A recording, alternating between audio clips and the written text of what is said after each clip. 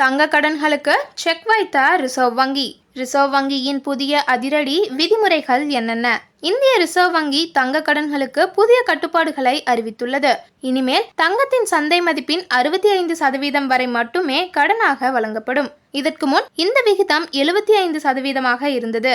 இந்த மாற்றம் குறிப்பாக ஒரே தவணையில் திருப்பி செலுத்த வேண்டிய புல்லட் லோன்களுக்கு முக்கியமாக பொருந்தும். உதாரணமாக ரூபாய் 7 லட்சம் மதிப்புள்ள தங்கத்தை வைத்திருக்கும் ஒருவர் அதிகபட்சமாக ரூபாய் 4.55 லட்சம் வரைதான் இப்போது கடனாக பெற முடியும். தங்கத்தின் விலை குறையும் சூழலில் கடனை திருப்பி செலுத்த முடியாமல் போவதற்கான அபாயத்தை குறைக்கும் நோக்கத்துடன் இந்த நடவடிக்கை எடுக்கப்பட்டுள்ளது.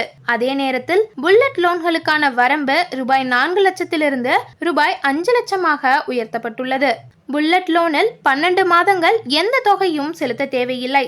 அவை முடிவடையும் போது ஒரே கட்டணமாக அசலும் வட்டியும் செலுத்த வேண்டும்.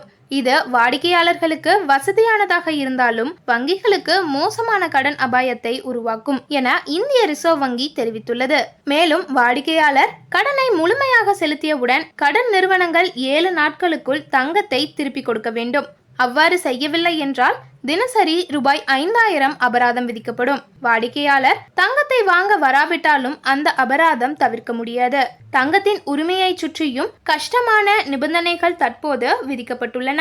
ரசீது இல்லாமல் தங்கத்தை கொண்டு கடன் பெறும் சந்தர்ப்பங்களில் அந்த தங்கத்தின் உரிமை சொந்தமானதென்பதை நிரூபிக்க வேண்டிய கட்டாயம் உள்ளது. திருமண பரிசுகள் போன்ற தருணங்களில் ரசீது இல்லாதது இயல்பான விஷயமாக இருந்தாலும் அதன் நம்பகத்தன்மையை சரிபார்க்கும் பொறுப்பு கடன் வழங்குபவரிடமே இருக்கும். இந்த புதிய விதிமுறைகள் தற்போது வங்கிகள், NBFCகள் மற்றும் தனியார் தங்க நிதி நிறுவனங்கள் என அனைத்து நிறுவனங்களுக்கும் ஒரே மாதிரியாக கட்டாயமாக்கப்பட்டுள்ளன.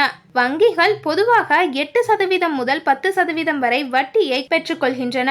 ஆனால் NBFCகள் மற்றும் தனியார் தங்க நிதி நிறுவனங்கள் 14% முதல் 16% வரை உயர்ந்த வட்டியுடன் பல்வேறு மறைமுக கட்டணங்களையும் வசூலிக்கின்றன. தவணை தவறினால் கூடுதலாக 4% வரை அபராத வட்டியை வசூலிக்கும் நிறுவனங்களும் உள்ளன.